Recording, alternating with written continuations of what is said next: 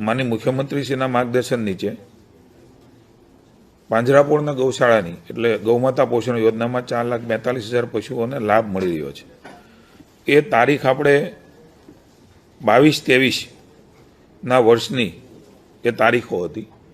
એમાં સુધારો કરીને 31/12/2025 સુધી જેટલી પણ ટ્રસ્ટ એ નોંધાયેલા હોય એ નોંધાયેલા ટ્રસ્ટોને પણ આ સહાય મળશે। ઓછામાં ઓછો 20 કરોડ રૂપિયાનો નવો બોજો કે ગૌમાતા પોષણ યોજનામાં, એટલે કે પુનઃ એકવાર કહું 31/12/2025 સુધી, બરોબર છે મેડમ, નોંધાયેલા જેટલા પણ ટ્રસ્ટો છે 22 પહેલાં નોંધાયેલાને જ મળતું હતું। હવેથી માનનીય મુખ્યમંત્રીશ્રી નિર્ણય અમારા વિભાગે નિર્ણય લીધો છે, અમે માર્ગદર્શન નીચે કે હવે પછી જે પાંજરાપોળના ગૌશાળાઓ છે એ 31/12/2025 સુધીમાં જે નોંધાયેલા છે એ બધાને ગૌમાતા પોષણ યોજનાનો લાભ એ હવેથી મળવાનો છે।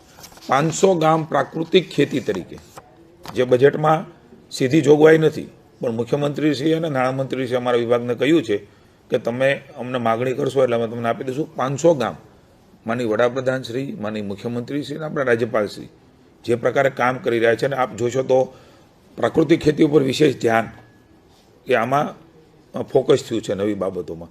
તો 500 ગામ એકસાથે સંપૂર્ણ ગામ પ્રાકૃતિક ખેતી કરતા થાય એના માટેના 113 કરોડ રૂપિયાની પણ માગણી એ અમે અલગથી કરવાના છે અને મંજૂરી માટેની પણ માનનીય મુખ્યમંત્રીશ્રીએ વાત કરી છે। આ અવિરત ચાલતું હોય છે, બજેટમાંથી જ આવે એવું નથી હોતું। કોઈ પણ વિભાગ એ પછીથી એમને જરૂરિયાત હોય ત્યારે રાજ્યના નાણાં અને નાણાં ખાતામાંથી આ ચાલતી પ્રક્રિયા છે, પણ મહત્વનું એટલે છે કે બજેટ ચાલે તેમાં જેવી જ રીતે 10 કરોડ રૂપિયા એગ્રી બિઝનેસ પોલિસીમાં આપને કહ્યું, એમાં 1300 કરોડ રૂપિયાની અમારી માગણી છે।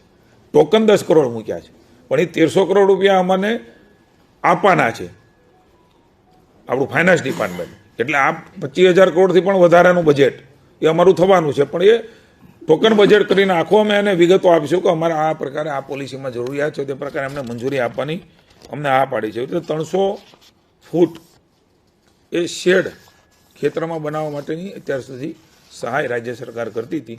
આ વખતે અમારા કૃષિ વિભાગે નક્કી કર્યું છે કે 600 ફૂટ સુધીનો શેડ એ બનાવે તો એમને પણ 1 લાખ રૂપિયાની સહાય 300 ફૂટના શેડમાં હતી।